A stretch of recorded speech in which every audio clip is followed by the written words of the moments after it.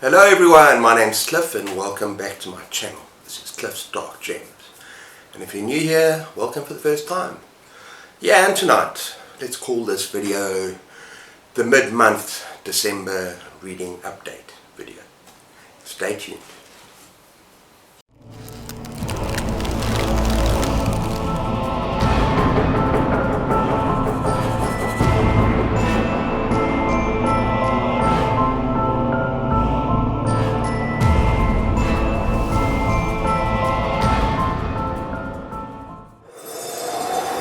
Okay everyone, so I've just started this book at the moment, Sleepless by Masterton.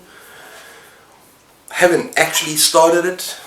I'm going to start it tonight hopefully.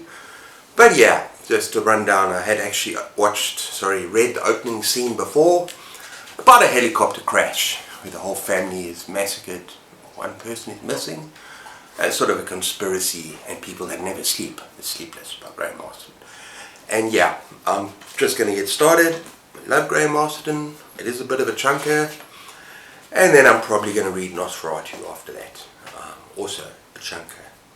But let's look at the 4 books that I have read so far this month. Okay everyone, I was inspired for my first book to read some more H.P. Lovecraft. And yeah, I checked out a video by Greg from Another Bibliophile Reads. And there's a readathon called Cthulhu Christmas Readathon. And it's co-hosted by Greg from Another Bibliophile Reads and Alan from Big Hard Books and Classics. Check out the awesome channels, link below. And yeah, I decided to read a couple of Cthulhu books this month. A couple of Lovecraft books. And what I decided to do, I was going to read some of my favorites like The Cloud of Space and so the one, Shadow over Innsmouth, or even The Call of Cthulhu. That was a weird sound coming as I said the call. But yeah, what I decided to do, I decided to go online and check all the favorites, like kind of fan favorites of Lovecraft, and find one that I hadn't read yet. And so I found the Dunwich Horror. So the Dunwich Horror is about the goings on in this village of Dunwich, which is, yeah, a kind of decayed, dilapidated, I'm not sure if that's the right word, village, a kind of a step out of time. And yeah, Lovecraft creates this mood of this village so well in the beginning. Yeah, it's kind of a decaying village forgotten by the people around it. And it centers around this family called the Watley family, where the father is like a practitioner of the dark arts. He's like a wizard. He's got a daughter and she's albino, and yeah, she's kind of mutated in a way. And there's a son that the daughter has called Wilfred. Let me check if I got the name right. Yeah, it's Wilfred. And he is growing a lot more rapidly than he should be growing. And you can see he's got abnormal features, kind of you don't know who the father is, and you start to suspect that this guy might not be from around here, or might have some part of him that's not around here. And yeah, this is a very creepy, kind of intense story, and it builds up at quite a good pace, kind of ramps up the tension, very otherworldly, as Lovecraft does so well. Yeah, I enjoyed it, not as much as some of his other stories that I mentioned, but it's well worth the read. So yeah, that is the Dunwich Horror. Okay, next up I decided to pick up another Laymon, Richard Laymon, Island. Now, this is quite a chunker, and I feel kind of dirty, and I feel kind of nasty for having enjoyed this book, but yeah, I did. But yeah, it's one of his best stories in my opinion, story-wise, in terms of tension, in terms of these people being on a deserted island. And yeah, it's this horny 18-year-old boy who keeps a diary, and the whole book is diary entries. And he's talking about, yeah, it's him, it's his girlfriend, It's his girlfriend's mother, and yeah, girlfriend's sisters, and then there's some other male folk as well. And the story's brilliant, and it's fast paced, and there's a lot that happens, and it's bloody and it's tense. And I kind of kept turning those pages because it was fun. Even if it was twisted, it was a lot of fun. But the one thing that sets Laymon apart from any other writer is, I want to call them Laymonesques. I'll tell you in a minute. But yeah, as I said, he's horny, and just about on every other page he is talking about not so much his girlfriend, but his girlfriend's mother's sisters' rumps and breasts, and how they look in their swimsuit, and how they're fine, how they're almost falling out of their swimsuits, and all these kind of things. And yeah, I just want to give you an example, a couple of examples that are marked off here. What did I call them? I called them Laymonisms. That's it, Laymonisms. Just like King has Kingisms, these are called Laymonisms. And so I'm going to read some to you, and these are all from the first 30 pages. Yeah, you're going to find this throughout the novel, more than in other Laymon novels, and that's what I'm trying to get at. This is probably the worst, but I still had fun with the book. So yeah, this is on page 5. Yeah, this is on page 5.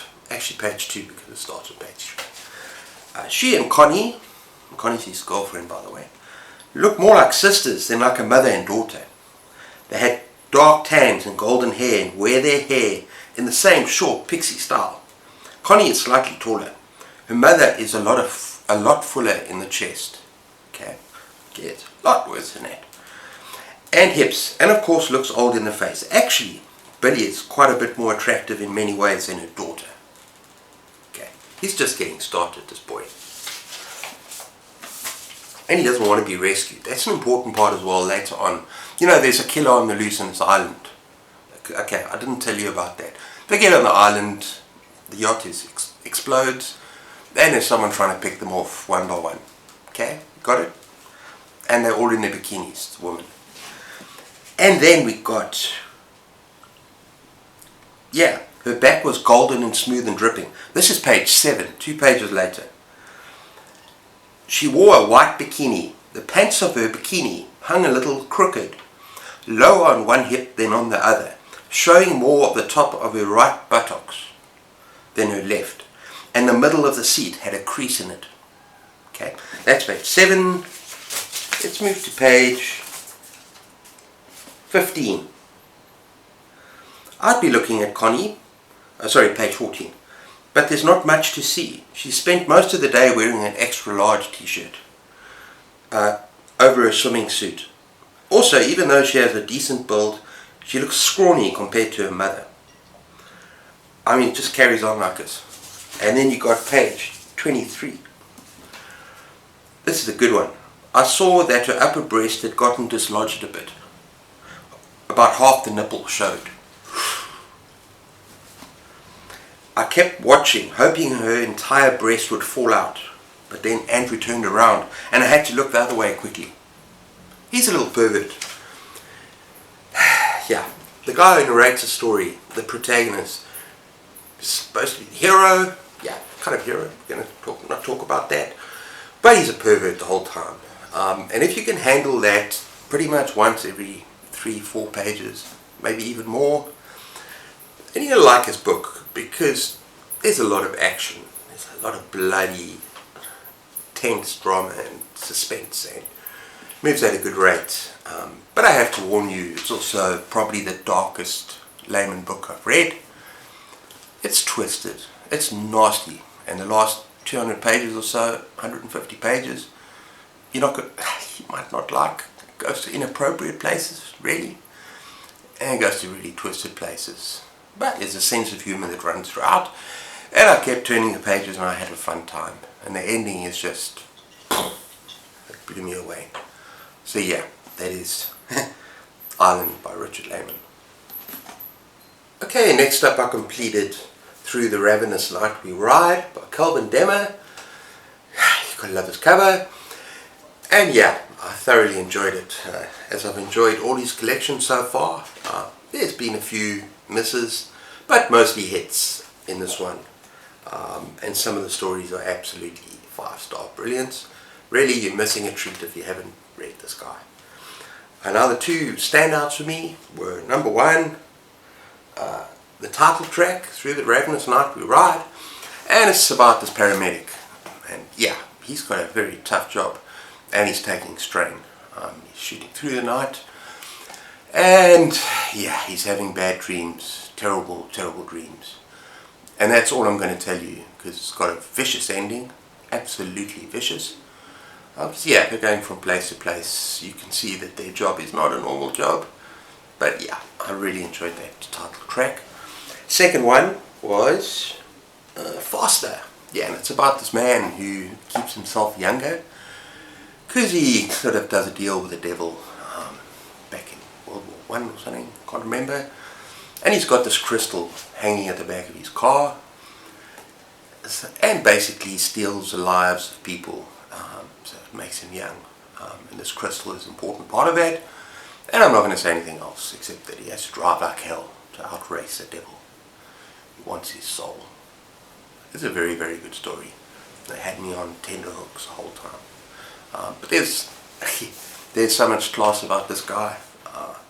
Yeah, I think another one that I really enjoyed was Heartless. And then Scarecrow. Yeah, Blackheart's Traveling Circus. Sorry, Carnival. There's some really, really good stories in his collection, in all of his collections, and give them a go. Okay, and the fourth book is The Rats by James Herbert. Now, I did this as part of a group read with John at Disquiet and Dragons. Awesome channel, link it down below. And yeah, this book, when I read it, was a reread. When I read it back in the 80s, I remember really enjoying it. I enjoyed it for its brutality, and it is freaking brutal. It's gory, fast-paced, it's fun. But I reread it now, at the age of 54, and I gotta say, it's risen in my estimation, and it's now got 5 stars instead of 4 stars. It's a spectacular horror novel. It's all those things I mentioned, but it's also just so well paced. Characters are so well developed, sort of a backstory with some of the characters. There's a lot more little stuff that I learnt since I read the book in the 80s.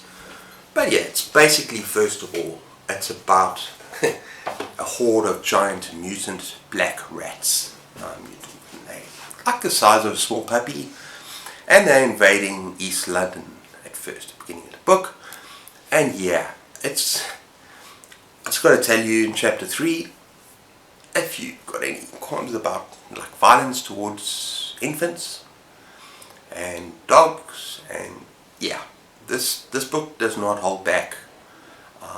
And although it's a product of its time, it's a 70s book, the horror is just awesome. And the thrill and the tension is awesome.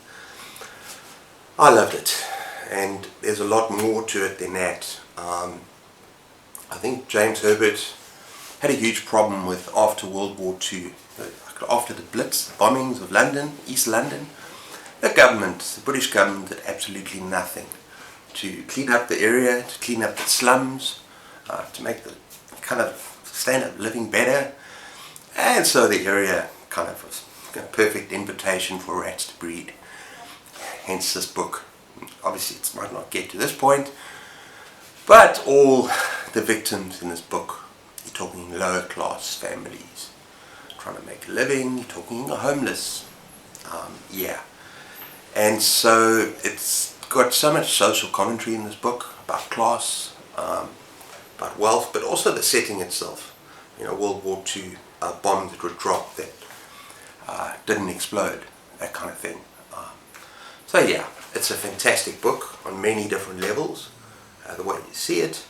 It's got a lot of social commentary, and I think it actually deserves probably a full review one day, if I get around to it. I think what I might do is read part 2 and part 3, because there are 3 books in the series, and maybe give a review of it, because it was just, like, as a horror book, as a horror novel, it was spectacular the second time I read it, like down. So I think I should read part 2 and part 3, and do a full review, a proper in-depth, meaty review for all of you. So that is the rats.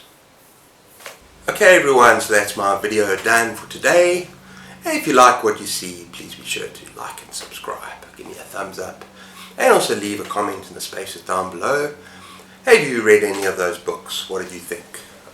In particular of Laymon. If you had any experience with Laymon that you can tell me about. Yeah, he's a very interesting author. And Ireland, although I loved it, might not be the best place to start for some of you. Yeah, if you haven't read Laymon, it's not the best place to start. But yeah, thoroughly enjoyed myself. I hope you did as well. Yeah, and take care of yourselves. Keep turning those pages. Take care of yourselves. Cheers.